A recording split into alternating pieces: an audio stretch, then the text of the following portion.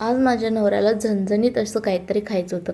मग ठरवलं काय नाही आपण चकोल्या करा. त्यासाठी काय करायचं, तुरीची डाळ कुकरमध्ये टाकून त्यामध्ये पाणी ॲड करून 2-3 शिट्ट्या काढून घ्यायच्या. आणि शिट्ट्यापर्यंत काय केलं, चपातीचं पीठ मळून ते मस्तपैकी त्याची चांगली गोल चपाती लाटून घेतली.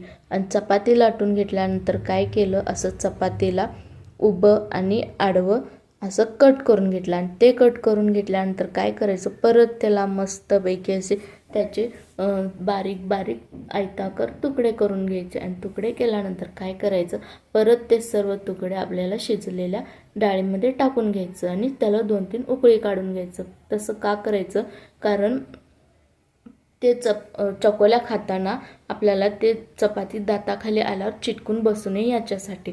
आणि मग उकळी काढल्यानंतर काय करायचं, द्यायचं की मस्तपैकी अशी झणझणीत फोडणी. मग फोडणीसाठी आपल्याला काय आलं, पातेलं त्यामध्ये तेल तापले की त्यामध्ये आले आपले सर्व मसाले, म्हणजेच मोहरी, हिंग आणि भरपूर सारं लसूण आणि कढीपत्ता. कारण लसूण आणि कढीपत्त्याशिवाय या चकोल्याला मजाच नाही. मग आले परत आपले सर्व मसाले.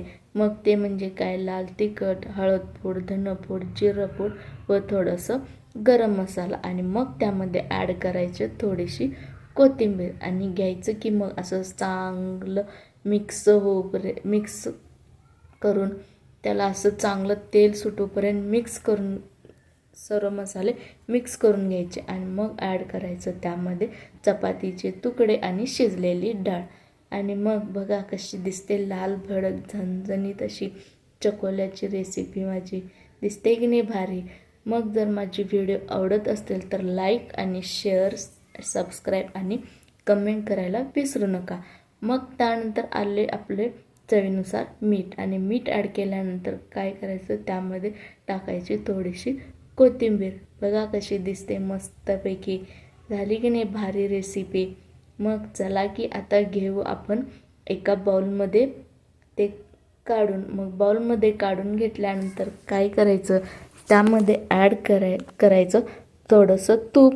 नाहीतर जर तुम्हाला लिंबाचा रस आवडत असेल तर मस्तपैकी त्यामध्ये लिंबाचा रस पिळून घ्यायचा आणि चांगलं ढवळून चमच्याने घ्यायचं की मग खायला. चला, आवडली ना माझी रेसिपी.